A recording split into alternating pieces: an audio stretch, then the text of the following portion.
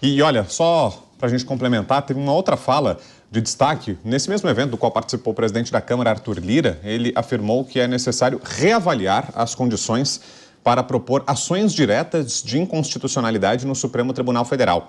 Segundo ele, é preciso elevar o critério das pessoas que podem questionar as leis aprovadas pelo Congresso Nacional. Abro aspas.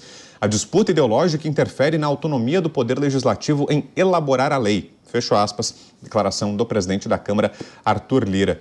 Diogo da Luz concorda com essa leitura do presidente da Câmara? Ele acha que tem gente demais acionando o Supremo Tribunal Federal, questionando leis aprovadas no Congresso Nacional, defende um filtro, aqui que haja uma limitação em quem pode acionar o Supremo Tribunal Federal questionando o trabalho do Congresso. Você concorda? Seria uma boa iniciativa ou não, Diogo? Concordo plenamente com a fala, Vitor, mas não concordo com a intenção dele revelada em outros momentos. Porque não tem o menor sentido você ter a Casa Legislativa reclamando ao Judiciário de medidas que a Casa Legislativa tomou.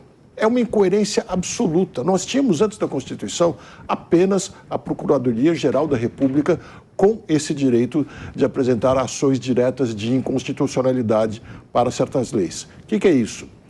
A Procuradoria via que alguma lei, alguma regra era inconstitucional no entender dela e ia ao Supremo para dizer essa lei é inconstitucional, precisa ser discutida.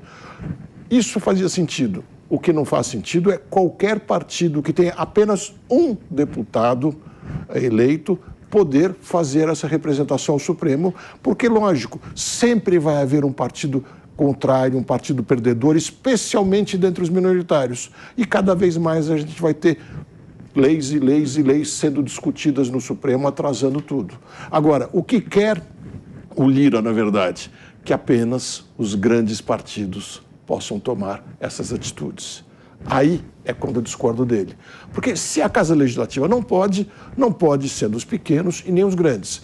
A medida que ele propõe é melhor, sem dúvida, mas é muito melhor voltar ao modelo anterior à Constituição, onde apenas a Procuradoria-Geral da República possa tomar essa medida.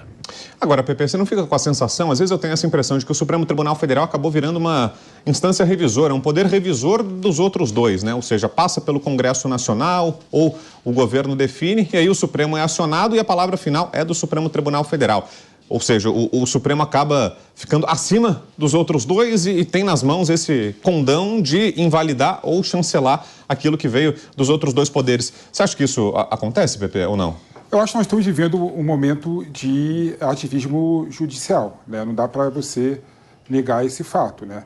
Mas nem sempre foi assim, né? Nem sempre foi assim. Há casos no Brasil de muito ativismo judicial e há casos de muita retenção, né, judicial, né, contenção judicial. Então, o que nós estamos vivendo aí é um caso de ativismo judicial.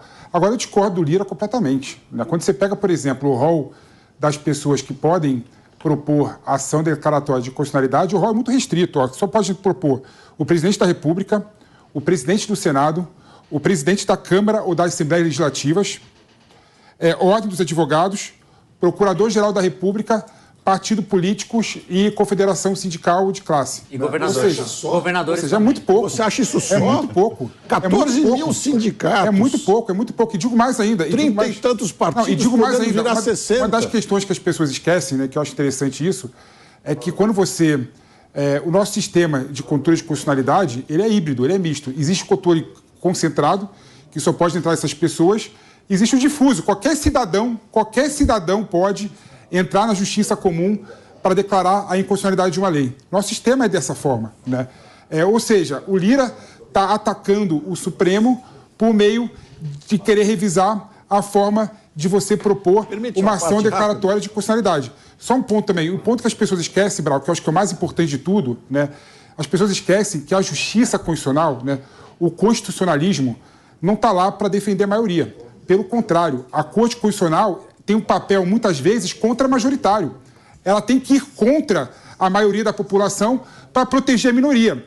Então, quando o da Luz fala, por exemplo, contra os partidos políticos que são subrepresentados, na minha opinião, é uma atitude, de certa forma, autoritária, como se os partidos grandes fossem melhores do que os pequenos. E não pode ser considerado dessa forma, não é? Porque a Corte Constitucional do mundo todo tem um papel contra-majoritário, defende a minoria.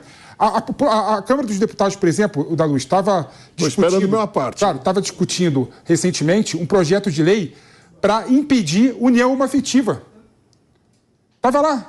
Se essa lei for aprovada, por exemplo, o STF tem que julgar essa lei inconstitucional indo contra o direito da maioria, por exemplo, indo contra a opinião da maioria. Por quê? Porque tem um papel contra-majoritário.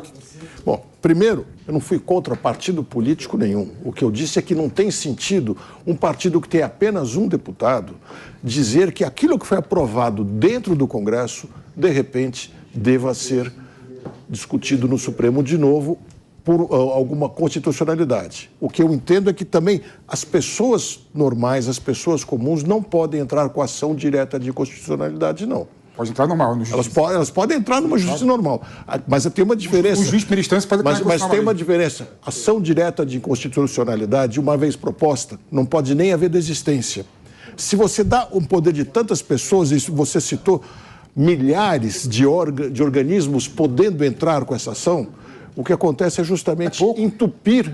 Só de sindicatos são 14 mil. Não. É confederação. É confederação sindical.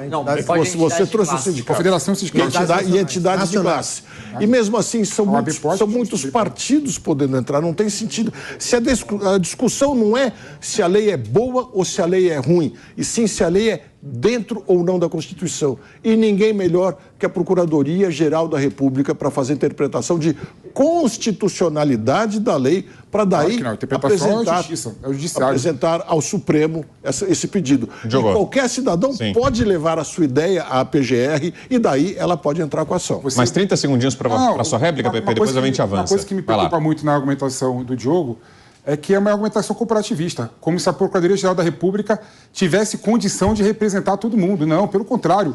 Os partidos políticos é a base da democracia representativa do Brasil, tem que ter legitimidade, sim, para propor a ação direta de constitucionalidade, mesmo tendo um deputado só ou nenhum deputado só.